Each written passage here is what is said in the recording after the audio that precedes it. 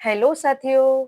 तो आज की क्लास है हमारी संस्कृत प्रश्नोत्तरी यानी यूपी टीजीटी पीजीटी और आपके जीआईसी जीडीसी में लगी हुई जो संस्कृत का पार्ट है यानी हिंदी के पेपर में जो संस्कृत का पार्ट है उसके लिए मैंने संस्कृत प्रश्नोत्तरी को प्रारंभ किया है। आशा करती हूँ आप सबको अच्छी लगेगी।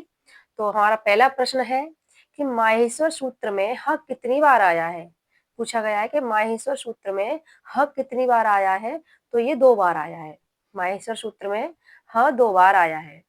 और साथ ही अगला प्रश्न अगर ये पूछ लिया जाए आपसे कि माहेश्वर सूत्र होते कितने हैं, तो माहेश्वर सूत्र 14 होते हैं। माहेश्वर सूत्र 14 होते हैं। अगला प्रश्न है पावक का संधि विच्छेद क्या है, यानी पावक का संधि विच्छेद क्या होगा और किस संधि से लिया गया है। तो ये पावक का संधि विच्छेद अगर हम करते हैं तो पो प्लस अकह, पो प्लस अकह ये आयात संधि से लिया गया है। साथियों हमारा अगला है सवाल कि भिन्नार्थक न भव हेतु में कौन सा कारक है। भिन्नार्थ न भव हेतु में कौन सा कारक है, तो अपादान कारक है, यानी अपादान कारक है। आपके समझ में आ रहा होगा साथियों। अगला प्रश्न द्वादश पद में समास क्या है, यानी द्वादश पद में समास क्या है, यानी कौन सा समास है। तो द्वादश माने अगर हिंदी में हम इसको देखते हैं तो 12 अंकों को बोला जा रहा है। तो ये होता है द्वंद्व समास। द्वादश पद में द्वंद्व समास है। अगला है कि राम पुस्तक पठते का कर्मवाच्य क्या होगा। राम पुस्तक पठते का कर्मवाच्य क्या होगा। तो साथियों ये है हमारा रामेण पुस्तक पठते, रामेण पुस्तक पठयते, पठयते।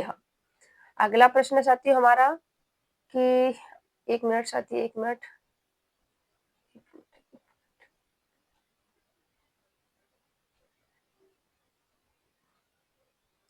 सॉरी सॉरी, थोड़ा सा मिस्टेक हो गई इसमें,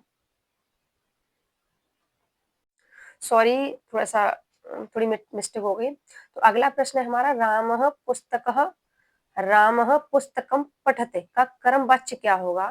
तो ये है रामेण पुस्तकम पठयते, रामेण पुस्तकम पठयते। और अगला प्रश्न है हमारा कि अर्थो ही कन्या परकीय एवं ता मध्य संप्रेष्य परिग्रहीतुः। समझ में आ रहा होगा आपके कि अर्थों की ही कन्या परकीय एवं तामध्य संप्रेष्य परिग्रहीतुः यह वक्तव्य किसका है, ये पूछा गया है। तो ये काश्यप, काश्यप एक ऋषि है, यानी कण्व ऋषि, कण्व ऋषि का दूसरा नाम काश्यप ऋषि है। उनका ये कथन है, उन्होंने ये वक्तव्य दिया है।